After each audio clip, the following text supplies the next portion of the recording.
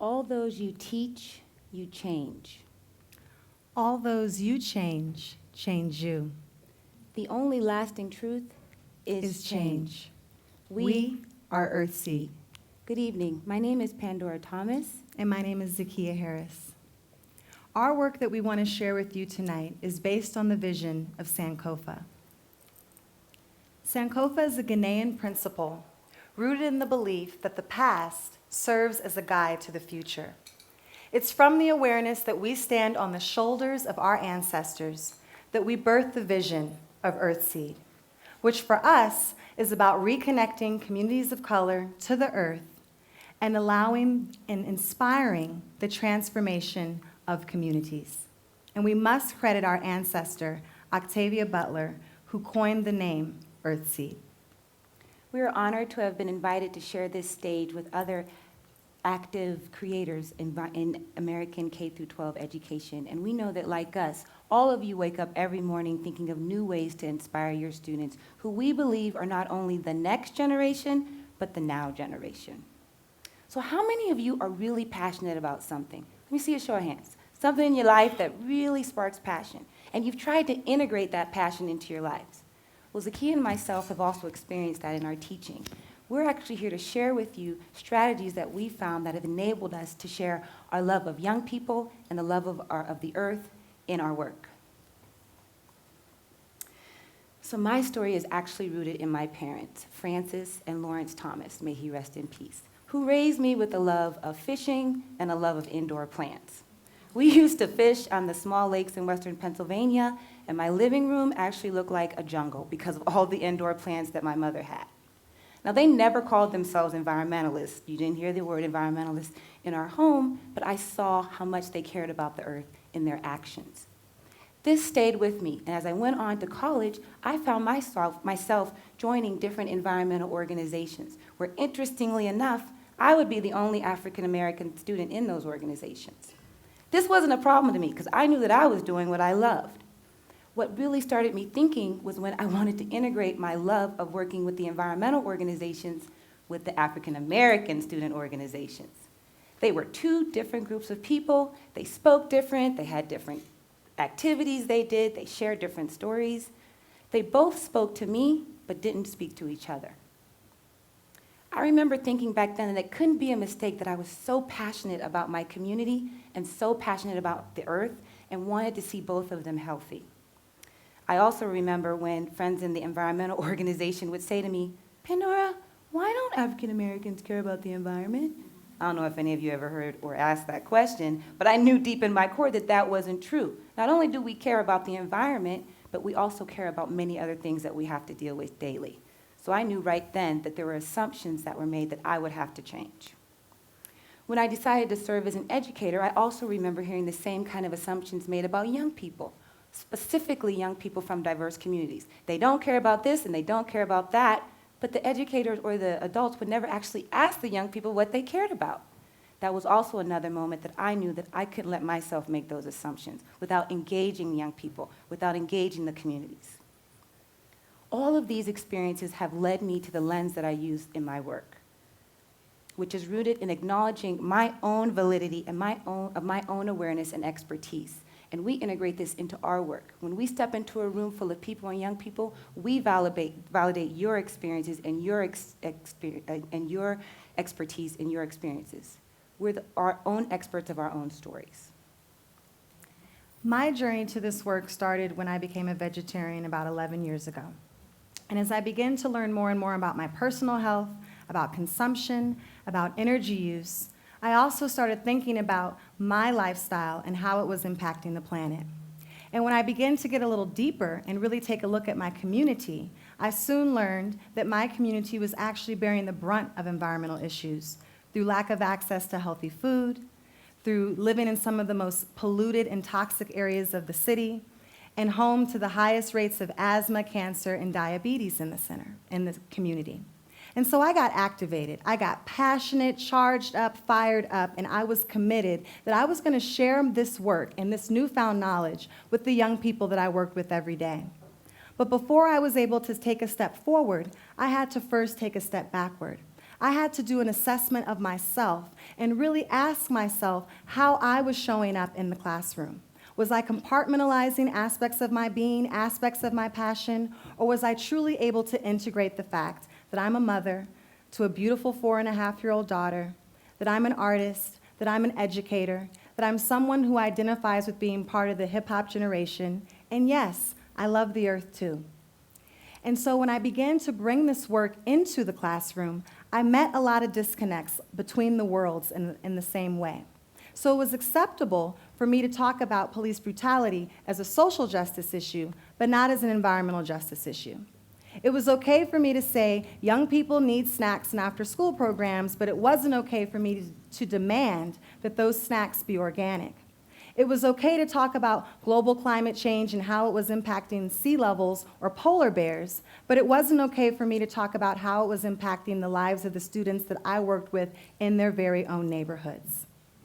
And so what I found was that there was a huge disconnect between the intersections between the lives that my young people were living with broader environmental issues. For our work to truly be transformative, it was going to have to be deeper than planting a garden or memorizing some statistics about rising CO2. We were going to have to facilitate a process of remembrance and of reconnection where our young people see themselves as part of the earth. And so for us, our work is about empowering young people not to see themselves as environmental victims, but to see themselves as solutionaries to address the very environmental issues that they face each and every day. And so from that place, we want to share with you the work of one of our young people and her story, because this is really about the young people's lives that we touch each and every day. Ladies and gentlemen, I introduce to you Miss Idrina Black, a person who's had the opportunity to work with us for the last couple of years at a wonderful organization that you're going to learn more about. Thank you. This is my grandma when she was young. Back in the day, she was a fox. I appreciate my grandmother for all the knowledge she put in me. All the stuff that she's ever told me, like when she always told me I could do anything I wanted to do, be anything I wanted to be. Everything positive came from her.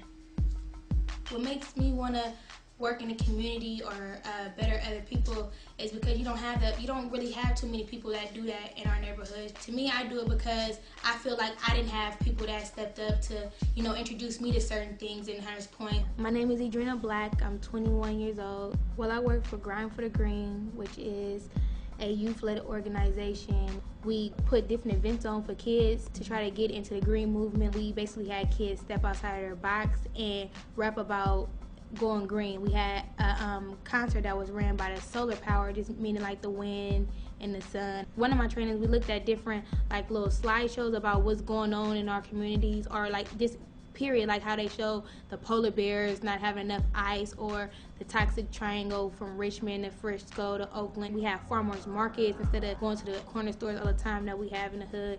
I knew that people in my hood had like diabetes and stuff, but I didn't know it's from the stuff that we ate, the noodles, the chips, and the Kool-Aid and stuff, and not eat healthy. So just finding other ways to eat healthier and get with the movement.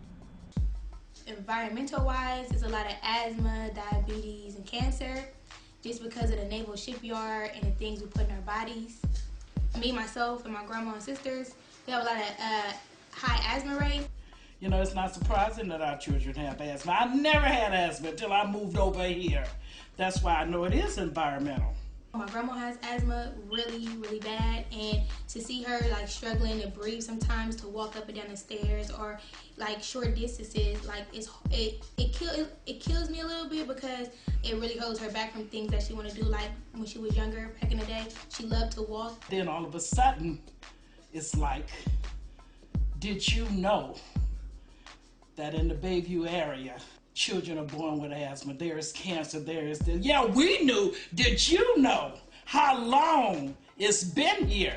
So that really opened my eyes and made me aware of the things that I put in my body or the air that I'm breathing. Everybody else is going green, but it's taking us a little bit longer too because, our people's, lightweight kind of lacking on it. To me, going green is taking care of your body as well as your neighborhood. I'm not so green myself, but I try.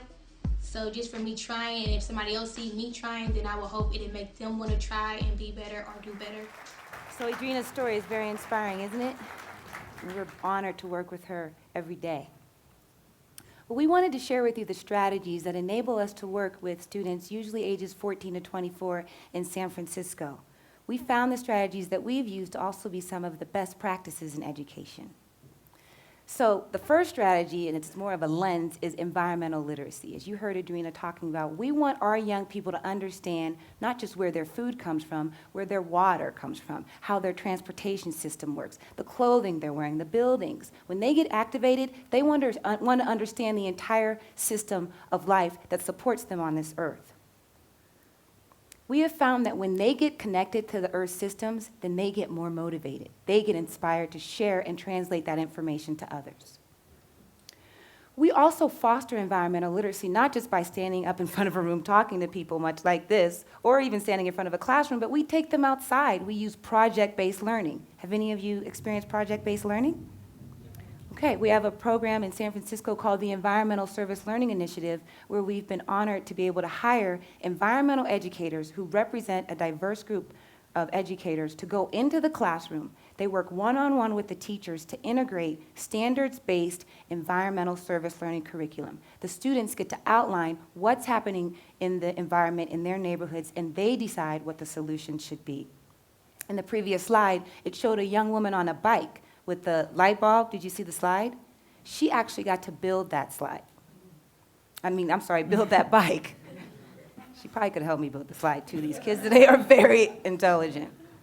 So for us, we empower them through environmental literacy by doing. They go out and they do. There she is. Another strategy that we use is called cultural relevancy. And for this, we mean we speak to the culture of the young people that we're working with. We meet them where they're at, but we don't stay there. By starting where they're at, they become co-creators of the experiences and the curriculum that we do.